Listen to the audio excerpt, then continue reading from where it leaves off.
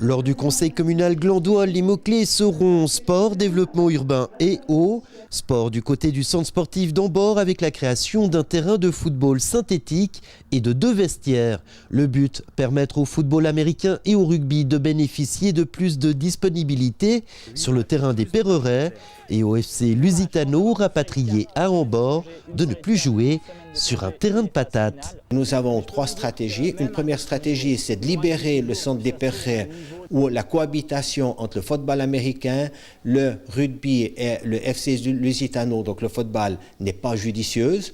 La deuxième chose, c'est de transférer donc le football Lusitano au centre sportif avec d'une part 2 vestiaires supplémentaires et un terrain synthétique supplémentaire. Et la troisième chose, c'est la rénovation. Mais il sera aussi question de plan partiel d'affectation avec le développement du quartier de la Combat, un projet qui doit permettre l'implantation de commerces, d'activités économiques et de logements.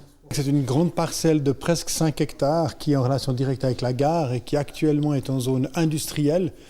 Et la volonté est d'y mettre des logements à raison de 60% et à 40% de la surface totale des places de travail et activités. Donc pour amener cette activité près de la gare, donc ce qui est le leitmotiv en matière d'aménagement du territoire. Un projet qui implique la requalification du carrefour avenue du Mont-Blanc, rue de la Combe. Des feux de circulation devraient à l'avenir y réguler le trafic. C'est du moins l'option choisie par la municipalité.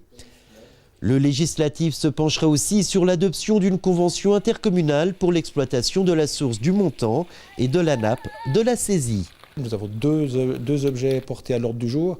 Le premier concerne une convention intercommunale entre 3 communes, la ville de Gland, la commune d'Arzier-le-Muy et celle de Genelier. Vous savez que depuis plusieurs années, nous avons une station du Montant qui distribue de l'eau sur ces 3 communes. Il y a une convention maintenant qui doit s'agrandir parce que nous avons des recherches sur le bois de chêne pour retrouver une nappe souterraine sous la Saisie, pour avoir enfin de l'eau à volonté, presque à volonté, selon les besoins en tout cas. Et pour ceci, il était nécessaire de faire une nouvelle convention pour définir les attentes, les besoins, les participations financières. Et de la gestion de l'eau en main communale, on passe au chauffage urbain. Cienergeo sera en charge de l'exploitation de la géothermie à moyenne profondeur du côté de Vinzelles.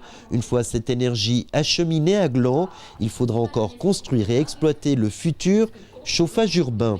Notre objectif au niveau de la ville est de rentrer dans la société pour être un acteur à part entière pour pouvoir influencer et soutenir les nouvelles énergies. Donc ça, c'est l'élément. Ça ferait principalement pour le nord du quartier.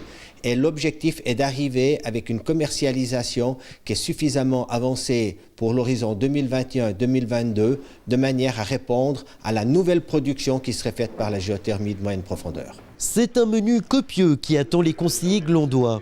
Avec pas moins de 7 préavis en première lecture et 3 autres avec décision, dont celui portant sur le crédit d'études pour le réaménagement de la plage de la Falaise. En mai, ce sera relâche pour le conseil communal et juin marquera la dernière séance de l'actuelle législature.